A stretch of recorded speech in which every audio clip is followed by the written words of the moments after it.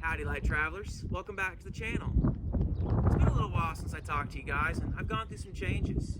I shaved my face and I dyed my hair black. But that's not the point of this video. You see, today is a very special day for me and this channel. As of recording this video, it's April 15th. And on April 15th of 2024, I woke up in a Love's parking lot in Dodge City, Kansas. Good morning from the Stealth Mobile. We're currently at a Love's in Dodge City, Kansas. And then unknown to me at the time, the day before, April 14th, was the last time that I've been back home. So I've spent 1 year on the road. Let's clap for him, everybody. It's a big deal. I'm the only one here. With 1 year on the road comes time and experience. And although 1 year isn't a big deal, big amount of time in the grand scheme of things, the longest I had ever been away from home at one time is 3 weeks. So for me, it's a lot of time.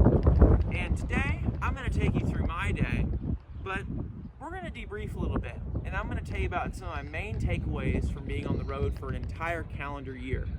Some of them are good, some of them are bad, some of them might be irrelevant in 1 month, 6 months, a year, however long.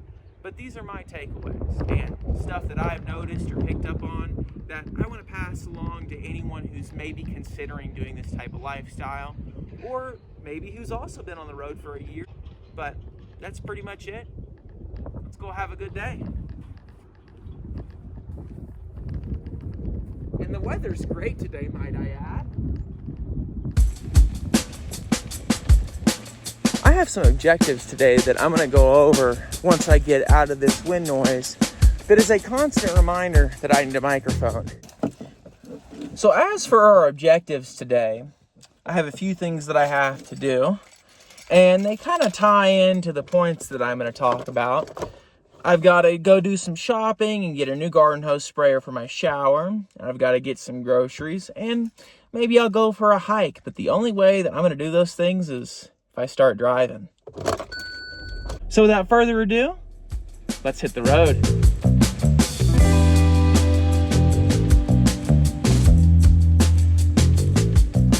Captain's log from 1 year on the road. Entry number 1. Nothing will ever go as planned. This is usually seen in a negative light, and while there is negative aspects to it, there's also positive ones, and that's the spin that I want to put on it. For example, in January when I went to the Rubber Tramp Rendezvous, I didn't have a plan for that. I just had a few days off from work and decided to go. Originally, I planned to camp out in the desert, and those plans obviously changed when I met a whole lot of cool people and had the time of my life. Although there are some negative aspects to it, and you will sometimes end up on the side of the road somewhere broken down, just remember that nothing ever going to plan also has positivity to it.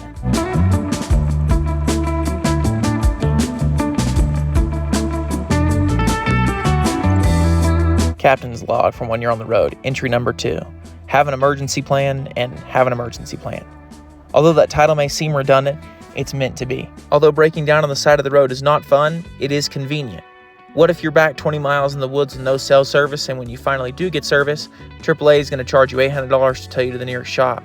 That is if you have AAA. And what about that on top of whatever lodging and food costs you incur because your rig's out of commission? You have to make sure you have the resources, the supplies, and the critical thinking skills to get you out of these difficult situations, because they will arise, and they'll always catch you by surprise.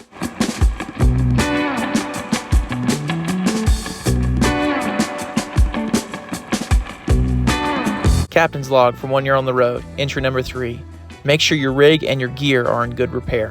One of the first steps that you can take to prepare for some of those unforeseen events I mentioned before is to try and prevent them. So make sure your gear and your rig is all in good repair. I always do my scheduled car maintenance well before I'm supposed to. I'd rather fork out $75 for a new oil and filter before I'm supposed to versus having to buy a whole new engine because I thought I could maybe squeeze about 1,000 more miles out of my oil life. You should do the same with all your emergency gear as well. I always make it a point to check one item of my emergency gear per day, because sometimes if you don't use things over time, they will break down and you may not know until you really need it.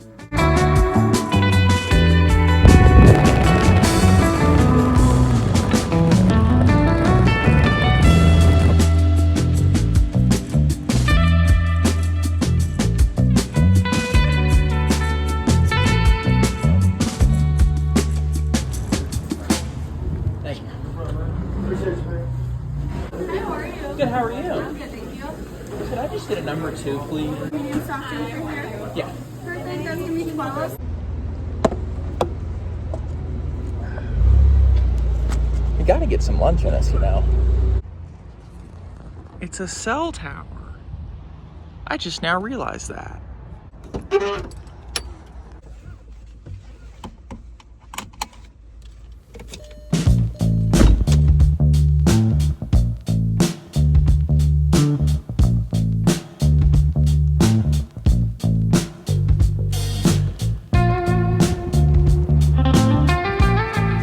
Heading into Wally World. Captain's log from 1 year on the road, entry number 4, safety. Taking all those preventative measures that I mentioned is, well, a form of preparation, but it's also a form of safety. It's always important to keep self-defense tools on hand and to know how to use them.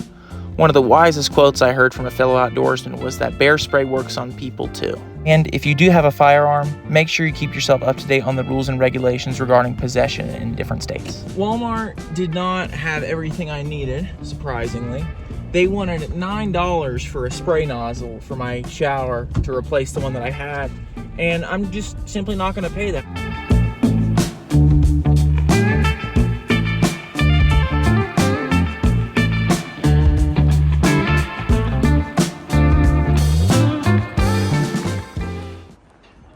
I can't remember the last time I went to a proper mall was, and I don't really miss it.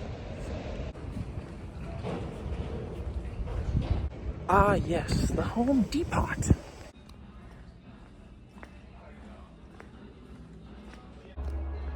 Aha. When did these things get so expensive?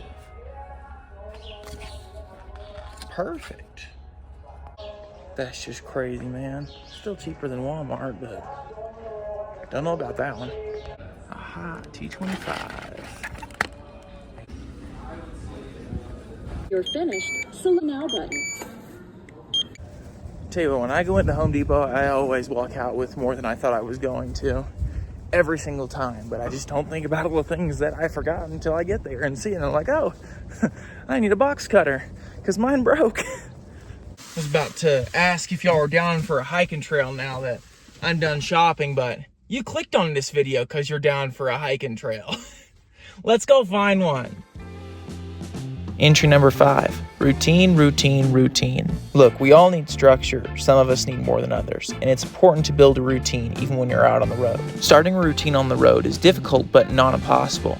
Usually building your routine around controllable variable building blocks such as getting a workout in or waking up at the same time every day is a good starting point. And then with the gaps in your day, you can fill in with all the fun stuff you see us travelers do or whatever hobbies interest you.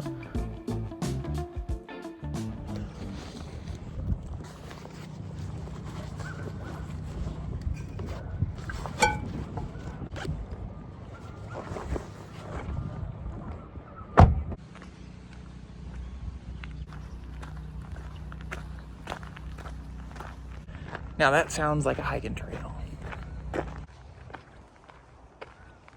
This is a bit of a side tangent, but Flagstaff is a great city if you like being outdoors. You can be at a hiking trail like literal walking distance from your doorstep. Number 6, entertainment. Look, even out here, it gets boring, even for those of us that really love it. So it's always a good idea to keep yourself entertained to keep things interesting. Mars Hill. That's where we're headed.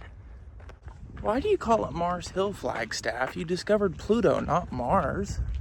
Fun fact, Lowell Observatory is where they first saw Pluto and discovered it. On the most recent trip I went on, I did it a little bit differently. And the reason I did that is because, I'm not going to lie, I was bored and I wanted to switch things up. And as long as you have the means to financially, it's totally fine to spend a little extra money on entertainment.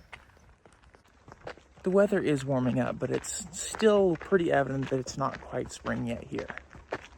Entry number 7, have a good network. Sometimes on the road it can get lonely, and it's always a good idea to keep your friends and family as close as you can.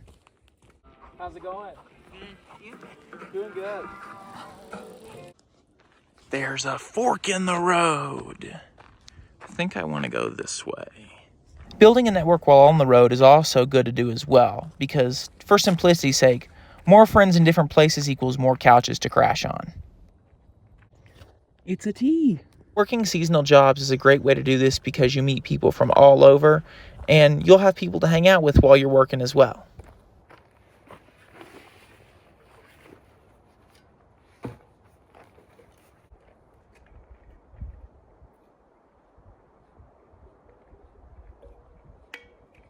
This next subject that I'm going to talk about in person, just to make sure I get it right. I know it's a little bit touchy for a lot of people, and that's mental health.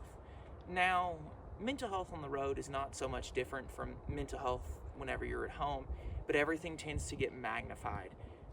We have to remember that some of us are not doing this lifestyle by choice. Some of us were forced into this. And if you do it by choice, you have a lot more time to prepare and try it out and make sure it's good for you. But some of us are forced into this. There's a lot of that going on. So we just have to make sure that we're cognizant of that. Another point to that is that things follow you whenever you're on the road. There's not a whole lot of running from stuff. It's a big lifestyle change, yes. And if you have problems just because of the lifestyle change back home and you want to switch things up and you've thought about it, that's one thing.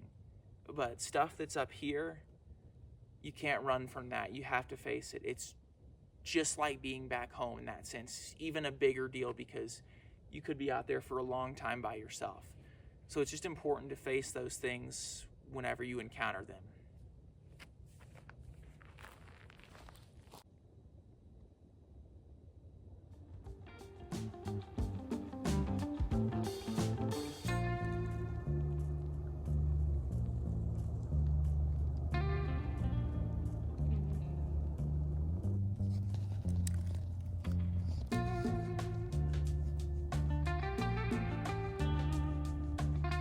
Entry number 9, go to meetups.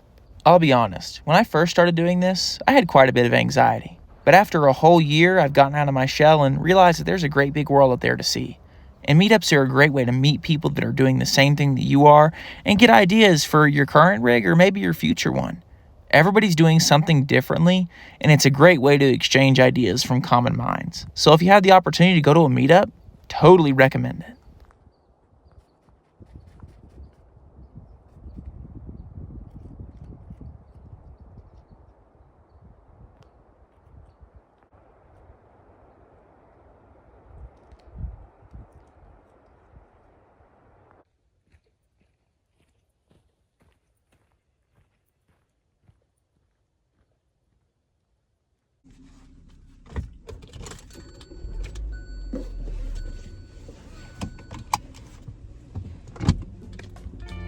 In conclusion, the main takeaway from all this is just give it a shot.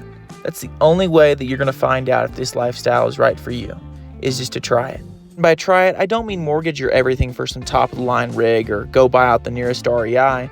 Just borrow some camping gear from your neighbor and throw it in your crossover and hit the road for a couple weeks. That's how I got started, and that way you can find out what works, what doesn't, and ultimately, if this is right for you.